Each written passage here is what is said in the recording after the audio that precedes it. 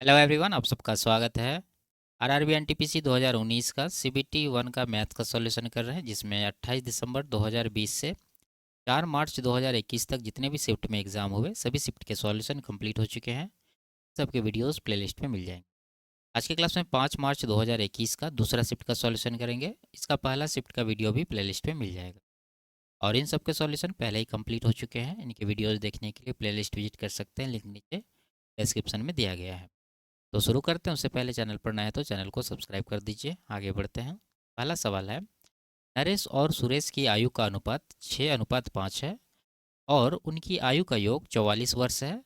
15 वर्ष बाद उनकी आयु का अनुपात क्रमशः क्या होगा। ठीक है, देखिए यहाँ दोनों का रेशियो अगर देखें तो जोड़ के कितना हो रहा है, 6, 5, 11। जबकि यहाँ कितना दे रखा है, दोनों का योग 44, यानी 11 यूनिट का वैल्यू 44 के बराबर होगा। ये 4 गुना है। तो प्रत्येक का उम्र निकालने के लिए आप इसको भी 4 गुना करिए। 6 का 4 गुना 24 और 5 का 4 गुना कितना हो जाएगा, 20। अब दोनों का 15 साल बाद का रेशियो पूछ रहा है, तो दोनों में हम लोग क्या करेंगे, 15 जोड़ देंगे। इसमें 15 जोड़ेंगे तो 39 बनेगा और इसमें 15 जोड़ेंगे तो कितना बनेगा, 35। तो 39 और 35 इस सवाल का आंसर होगा, ऑप्शन नंबर 3। आगे बढ़ते हैं। यदि ये दे रखा है तो कॉट एक्स का मान पूछ रहा है। ठीक है, देखिए यहाँ कॉस एक्स है, चाहे तो आप कॉस एक्स को इस तरफ लाइए, नहीं तो दोनों तरफ कॉस एक्स से डिवाइड कर दीजिए।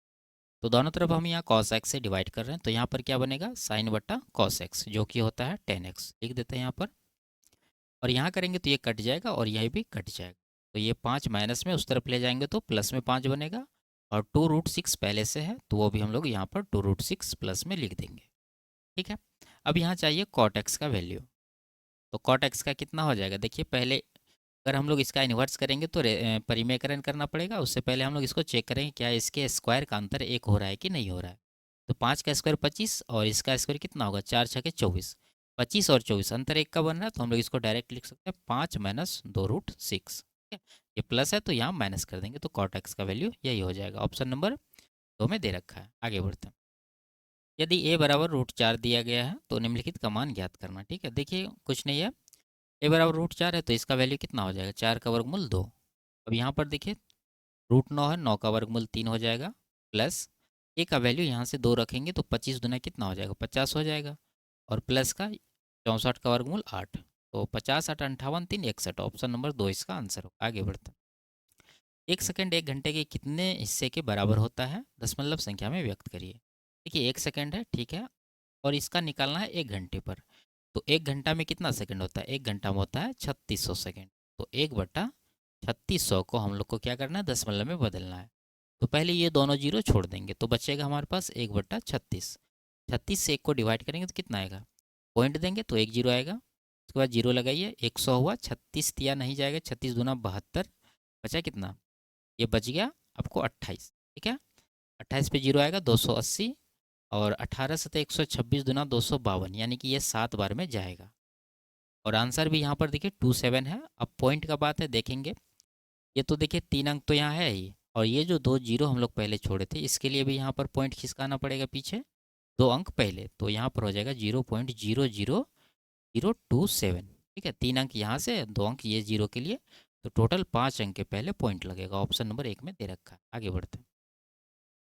सुहास 104 किलोमीटर प्रति घंटा की औसत चाल से यात्रा करते हुए बिंदु ए और बिंदु बी के बीच की दूरी को 7 घंटे में तय कर सकता है। उसने शुरुआती 4 घंटे के दौरान 118 किलोमीटर प्रति घंटा की औसत चाल से यात्रा की। यदि वह यात्रा के शुरू होने के समय से कुल 8 घंटे में अपने गंतव्य पर पहुंचना चाहता है, तो शेष यात्रा के दौरान उसकी औसत चाल कितनी होनी चाहिए। ठीक है, तो देखिए सबसे पहले ये दूरी निकालना होगा कि ए और बी के बीच का दूरी कितना है। कितना हो जाएगा, यानी कि 104 किलोमीटर की चाल से इसको 7 घंटा लगता है, तो टोटल दूरी हो जाएगा इन दोनों का गुणनफल। यहाँ लिख देते हैं 104 गुना 7, जब गुना करेंगे तो 700 इधर 28, यानी कि 728 किलोमीटर इन दोनों के बीच का दूरी है। अब उसने 4 घंटे में इस चाल से ये कवर भी किया है, तो ये दूरी भी निकालना होगा। तो कितना हो जाएगा, 118 गुना 4 कर देंगे तो ये होगा 472, यानी कि 472 किलोमीटर इन्होंने 4 घंटे में कवर किया है। तो बचा कितना दूरी, माइनस कर देंगे इसको, ये बच जाएगा 6, इधर 5 और यहाँ पर 256 किलोमीटर दूरी जो है अभी बचा हुआ है। अब कह रहा है यदि वह यात्रा के शुरू होने के से कुल 8 घंटे में पहुँचना चाहता है। देखिए यहाँ पर 4 घंटा तो कवर कर चुका है, 8 घंटा में उसको पहुँचना, तो टाइम अब बचा कितना? 8 घंटा में 4 घंटा माइनस कर दिए, बचा 4 घंटा। तो नया जो इसका स्पीड होगा वो कितना होगा? बचा हुआ दूरी यानी 256 और बचा हुआ समय उसके पास है 4, तो 4 से डिवाइड करेंगे तो कितना आएगा? 64 किलोमीटर प्रति घंटा इसका स्पीड होना चाहिए। Option number 4। आगे बढ़ते। एक फल विक्रेता के पास कुछ संतरे थे, वह उनमें से 60% संतरे बेच देता है, फिर भी उसके पास 380 संतरे बच जाते हैं। आरंभ में उसके पास कितने संतरे? सिंपल सा, 380 जो है जो बचा है उसके पास, वो कितना परसेंट का वैल्यू है? देखिए 60% बेच दिया तो बचा कितना इसके पास? 40%, यानी ये 380 40% का वैल्यू है। टोटल संतरा निकालना है तो 100% का वैल्यू हम लोग को निकालना पड़ेगा। ठीक है, तो 20 से 2 बार में, 20 से 5 बार में, 2 से 190 आ जाएगा यहाँ पर, 19 बचे 95 और एक जीरो, यानी 950 संतरे थे उसके पास। आगे बढ़ते हैं। इसको दशमलव संख्या में परिवर्तित करना। ठीक है, सिंपल सा, देखिए 1/9 होता है कितना? 0.11। इसका 8 गुना है, जब इसका 8 गुना करेंगे तो कितना आ जाएगा? 0.88। Option number 2। आगे बढ़ते हैं। इसका मान निकालना है, तो यहाँ पर देखिए 13.5, यहाँ भी 13.5 कॉमन है, इसको हम लोग बाहर कर लेंगे। 13.5 अंदर बच जाएगा ये, और बीच में है जोड़, तो दोनों को जोड़ के लिख देते हैं डायरेक्ट। 5 4 9, इधर एक, यानी कि 10 इसका हो जाएगा। 10 गुना इतना करेंगे तो 135 हो जाएगा। Option number 2। आगे बढ़ते हैं। ए बी सी डी एक समांतर चतुर्भुज है जिसमें कोण ए और कोण सी दिया है, तो एक्स का मान क्या होगा? देखिए एक समांतर चतुर्भुज हम लोग यहाँ पर बना लेते हैं। इसमें ये कोण ए है, बी है, सी है, डी है। कोण ए और सी दे रखा है, ये कोण और ये कोण। और हम लोग जानते हैं कि समांतर चतुर्भुज में ये दोनों कोण क्या होता है? बराबर होता है। तो इसको भी बराबर कर दें, यानी कि x + 20 बराबर 3x - 10। तो इधर से हो जाएगा 2x और इधर 30, यानी x का वैल्यू कितना है? क्या? 15। ऑप्शन नंबर 3 में दे रहा है। आगे बढ़ते। यदि साइन बराबर 4/5 है और थीटा प्रथम चतुर्थांश में नहीं है, ठीक है, तो कॉस थीटा का मान ज्ञात कीजिए। देखिए यहाँ पर साइन पॉजिटिव में दे रखा है और ये प्रथम चतुर्थांश में नहीं है, तो यहाँ पर समझिए इसको। साइन जो है पहला और दूसरा में क्या होता है? पॉजिटिव होता है। ठीक है, ये साइन का बात है। और कॉस जो है, ये कॉस का है, ये चौथा और पहला में जो है पॉजिटिव होता है। ठीक है, अब आपको देखना है कि साइन यहाँ पर पॉजिटिव में दे रखा है वैल्यू, और ये कह रहा प्रथम में नहीं है, इसका मतलब इसमें नहीं हो सकता है ये वैल्यू। देखिए साइन इसमें पॉजिटिव होता है, लेकिन कॉस नेगेटिव होता है इसमें, क्योंकि कॉस पहला और चौथा में पॉजिटिव होता है। तो यहाँ पर कहने का मतलब है कि इसी चतुर्थांश का बात यहाँ पर चल रहा है। इसमें साइन पॉजिटिव है और कॉस नेगेटिव है, तो कॉस का जो आंसर होगा वो नेगेटिव में होगा। कितना होगा? देखिए ये साइन होता है p/h, तो p हो गया, ये h हो गया, तो b कितना होगा? 3 4 5 का ट्रिपलेट होता है, तो b हो जाएगा 3। कॉस का निकालना, कॉस होता है b/h, तो b है 3, h कितना है? 5 है। और इसमें को चाहिए क्या? माइनस, माइनस चाहिए, तो -3/5 इसका आंसर होगा। Option number 4। आगे बढ़ते हैं। यदि ये दे रखा है, इसका मान निकालना। देखिए इस तरह का जब भी रहे तो ए का ये वैल्यू, बी का ये और सी का ये होगा, तो सबको जोड़िए, यहाँ पर जोड़ देना है।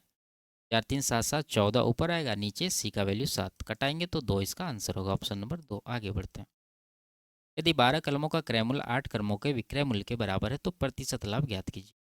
तो विक्रय मूल्य के साथ 8 लगाए तो ये हो जाएगा क्रय मूल्य, और क्रय मूल्य के साथ 12 लगाए तो ये हो जाएगा क्या? विक्रय मूल्य। यानी 8 का सामान यहाँ पर 12 में बिक रहा है, तो 1.5 गुना है, तो 50% का यहाँ पर प्रॉफिट है। ठीक है, ऑप्शन नंबर 2 इसका आंसर हो जाएगा। आगे बढ़ते हैं। अमर ने 980 रुपया में 18 खिलौने बेचे, जिससे उसे 4 खिलौनों के क्रय मूल्य के बराबर हानि हुई। प्रत्येक खिलौने का क्रय मूल्य कितना था? ठीक है, देखिए यहाँ 18 खिलौने वो बेच रहा है जिसमें उसको हानि हो रहा है, इसका मतलब है कि खिलौने का विक्रय मूल्य क्रय मूल्य से कम रहा होगा। तो हम लोग यहाँ पर लिखेंगे 18 खिलौने का कॉस्ट प्राइस, यानी कि 18 CP माइनस 18 सेलिंग प्राइस यानी SP। इसको बराबर कर देंगे 4 खिलौने के क्रय मूल्य के, यानी कि 4 CP। अब यहाँ से CP और SP का रेशियो निकालें। ये 4 CP को इस तरफ लाएंगे तो घट के कितना बचेगा? 14 CP, और ये 18 इस तरफ चला जाएगा, 2 से कटा देंगे 9 बार में, 2 से 7 बार में, तो यहाँ से CP और SP का क्या रेशियो आ गया? 9 और 7। अब यहाँ देखिए 980 रुपया में बेचा है, तो जबकि यहाँ सेलिंग प्राइस अगर देखें तो 7 यूनिट, तो 7 यूनिट का वैल्यू हो जाएगा 980 रुपया। ये कितना गुना है? 140 गुना। 14 7 98 होता है, तो इसको भी हम लोग 140 गुना करेंगे तो कितना हो जाएगा? 14 नमा नहीं लिखते हैं करके, ठीक है, डायरेक्ट लिखते हैं 140 गुना 9। अब यहाँ देखिए ये जो है, ये जो हम लोग निकाले हैं 140 गुना 9, ये कॉस्ट प्राइस है, लेकिन ये कितने खिलौने का? 18 खिलौने का। लेकिन जब पूछ रहा है यहाँ पर कि प्रत्येक खिलौने का क्रय मूल्य क्या होगा, तो एक खिलौने का जो क्रय मूल्य होगा वो कितना होगा, 140 गुना 9, इसको डिवाइड कर देंगे 18 से। 9 से कटाएंगे 2 बार में, 2 से 70 बार में, तो 70 रुपया इसका आंसर आएगा, ऑप्शन नंबर 3। आगे बढ़ते हैं। रामू एक निश्चित स्थान पर 30 घंटों में पहुंच सकता है। यदि वह अपनी चाल में उसके 1/15वें हिस्से की कमी करता है, तो वह उतने ही समय में 10 किलोमीटर कम दूरी तय करता है। उसकी चाल ज्ञात कीजिए। ठीक है, देखिए यहाँ पर वो चाल को 1/15 हिस्सा कम कर रहा है, तो मान लेते हैं कि उसका जो स्पीड है पहले वो कितना था, 15 था, ये जो नीचे में दे रखा है। ठीक है, अब वो एक का कमी कर दिया, तो अब उसका स्पीड कितना होगा, 15 में एक कम करेंगे तो 14 हो जाएगा। और हम लोग ये जानते हैं कि समय अगर बराबर रहे तो जो स्पीड का रेशियो होता है वही उसका दूरी का भी रेशियो होता है, तो यहाँ से डिस्टेंस का भी रेशियो यही होगा। तो इसी में हम लोग लगा देते हैं, देखेंगे यहाँ पर डिस्टेंस में कितना का अंतर है, 15 और 14 में एक का अंतर है, जबकि यहाँ पर देखिए ये 10 किलोमीटर कम दूरी तय करता है, तो ये 1 मिनट का वैल्यू 10 किलोमीटर के बराबर हो जाएगा। ठीक है, ये स्पीड का रेशियो है, लेकिन ये डिस्टेंस का भी रेशियो है, आपको याद रखना है। अब देखिए पूछ रहा है चाल, चाल के लिए चाहिए दूरी और समय, समय दे रखा है, दूरी निकालना है। अब देखिए ये 15 यूनिट का हम लोग निकालेंगे तो कितना आएगा, एक एक यूनिट का 10 है तो 15 का कितना होगा, 10 गुना, यानी कि 150 किलोमीटर, यानी उसका जो दूरी है 150 किलोमीटर है। निकालना है स्पीड, तो स्पीड हो जाएगा हमारा ये दूरी 150, इसको समय कितना लग रहा है, 30 घंटा, 30 से इसको डिवाइड कर देंगे तो 5 किलोमीटर प्रति घंटा इसका चाल निकल कर आएगा, ऑप्शन नंबर 2। आगे बढ़ते हैं। इसको सरल करना है तो 9 पचे 45, 3 48/9 हो गया ये। यहाँ भाग है तो गुना कर देंगे और इसको पलट देंगे, 4 ऊपर भेज देंगे, 4 तिया 12 1 13 नीचे भेज देंगे। ठीक है, गुना 16 सतह 112 5 17, 117 ऊपर हो गया, नीचे 16, और ये प्लस का कितना होगा, 8 से कटा देंगे 2 बार में, 2 सतह 14, 13 नमा 117, दोनों से 117 काट दीजिए, और 16 से 3 बार में, 4 तिया 12 प्लस 14, ये हो जाएगा 26, ऑप्शन नंबर 3। आगे बढ़ते हैं। रामू और सोमू मिलकर एक कार्य को 10 दिन में पूरा कर सकते हैं। लिखते हैं यहाँ पर रामू प्लस सोमू, ये कर सकते हैं 10 दिन में। सोमू और धामू मिलकर उसे 12 दिन में, सोमू प्लस धामू तो 12 दिन में कर सकते हैं। धामू और रामू मिलकर उससे 15 दिन में, यानी डी प्लस आर मिलकर इसको 15 दिन में कर सकते हैं। तो यदि रामू सामू और धामू मिलकर काम करते हैं तो वे कार्य को कितने दिन में पूरा करेंगे, सिंपल सा है, तीनों का एलसीएम टोटल वर्क 60 हो जाएगा, ये 6 आएगा, ये 5 आएगा, और ये आएगा 4। ठीक है, अब यहाँ पर दोनों तीनों का एफिशिएंसी निकालने के लिए क्या करते हैं हम लोग, आर एस डी का एफिशिएंसी निकाल रहे हैं, तो वो हो जाएगा 6 5 11 4 15, 15 को 2 से डिवाइड कर। ठीक है, अब टाइम निकालना है तो इसी से इसको डिवाइड कर देंगे तो इसका टाइम निकल जाएगा, तो 60 को 15 से डिवाइड करेंगे, ये 15/2 से, तो 15 नीचे रहेगा, 2 ऊपर चला जाएगा, 15 चौके 60, 4 दूना 8 दिन इसका आंसर होगा। आगे बढ़ते हैं। एक दिन का कितने प्रतिशत 3 घंटे के बराबर होता है, तो देखिए 3 घंटा एक दिन अगर देखें तो ये 24 घंटा का होता है। ठीक है, तो इसका परसेंट निकाल देते हैं, 3 का परसेंट निकालना है, 24 के ऊपर कटाएंगे, 3 का 3, 3 अट्ठा 24, 1/8 होता है 12.5%, यही इसका आंसर होगा, ऑप्शन नंबर डी। आगे बढ़ते हैं। इसको सरल करना है तो कोष्टक के अंदर जोड़ लेते हैं, 4 3 7 12 19, 19 3 22, 22 2 24। ठीक है, और यहाँ पर है 2/5, तो गुना हो जाएगा, 24 दूना 48/5, 5 नंबर 45 3 48/5, ऑप्शन नंबर एक इसका। आगे बढ़ते हैं। यदि एक पाई आरेख में किसी वृत्तखंड का कोण 135 डिग्री है तो यह पाई आरेख के डैश के बराबर है, कितना हिस्सा के बराबर है ये पूछ रहा है। देखिए 135 डिग्री का हिस्सा पूछ रहे हैं किसके ऊपर, 360 के ऊपर, क्योंकि टोटल 360 होता है, तो कटाएंगे, 15 से कट रहा, 15 नमा 15 दूना 15 चौके, 3 से कटाएंगे, 3 बार में, 3 से 8, 3/8 हिस्सा, ऑप्शन नंबर 2 इसका आंसर होगा। आगे बढ़ते हैं। पहली 6 सम संख्याओं का गुणनफल ज्ञात कीजिए। ठीक है, तो लिखते हैं, 2 से शुरू करेंगे, 2 4 6 8 10 और 12। अब इसका गुणनफल पूछ रहा है तो सबको गुना करना जरूरी नहीं है। यहाँ से देखिए, अगर देखें इसमें तो एक जीरो है, ठीक है, और उसके बाद अगर देखें तो कहीं से गुना करने के बाद जीरो प्राप्त नहीं हो रहा, यानी आंसर जो भी होगा उसके अंत में एक जीरो होगा, तो यहाँ से 2 जीरो वाला हटा दीजिए। अब आप चेक कर सकते हैं, यहाँ पर देखिए 12 में 3 है, 3 चौके 12, और 6 में भी 3 है, यानी गुणनफल 3 या 9 का मल्टीपल होगा। चेक करें तो 6 6 12 4 16, 9 का मल्टीपल नहीं है। 8 4 12 6 18, ये 9 का मल्टीपल है।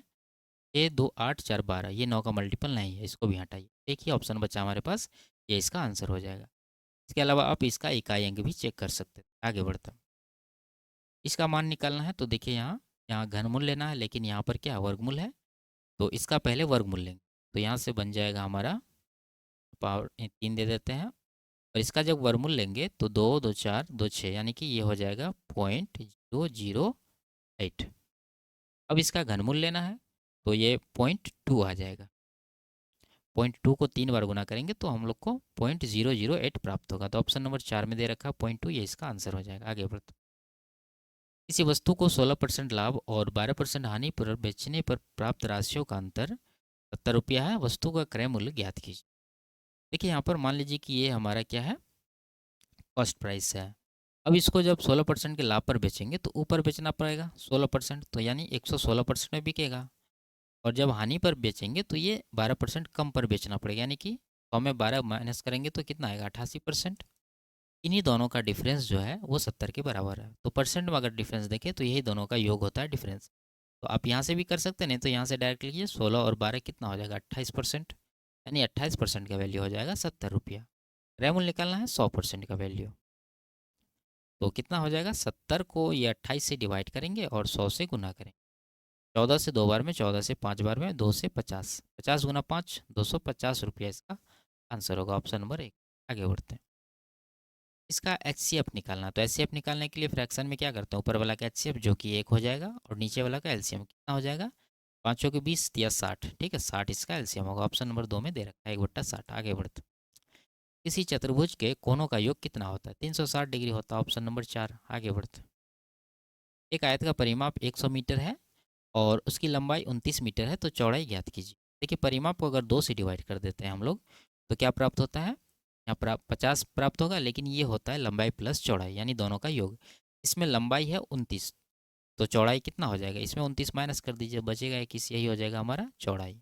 ऑप्शन नंबर 3 में दे रखा। आगे बढ़ते, निम्नलिखित भिन्न में से कौन से भिन्न आरोही क्रम में है, ठीक है।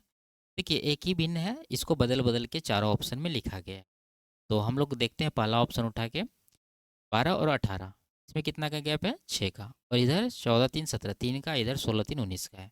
इधर 3 3 का गैप है, इधर 6 का है। आप चाहे तो इसको 3 का गैप बना लीजिए, यानी तो इसको 6 का गैप बना लीजिए। हम लोग यहाँ पर अगर 2 से कटा देंगे तो 2 6 के 12, 2 9 18, देखिए 3 का गैप हो गया 6 और 9 में। तो पहला भिन्न हो गया हमारा 6/9, और इधर उसके बाद है 14/17, उसके बाद है 16/19। अब देखना है इसको कि आरोही क्रम में है कि नहीं है।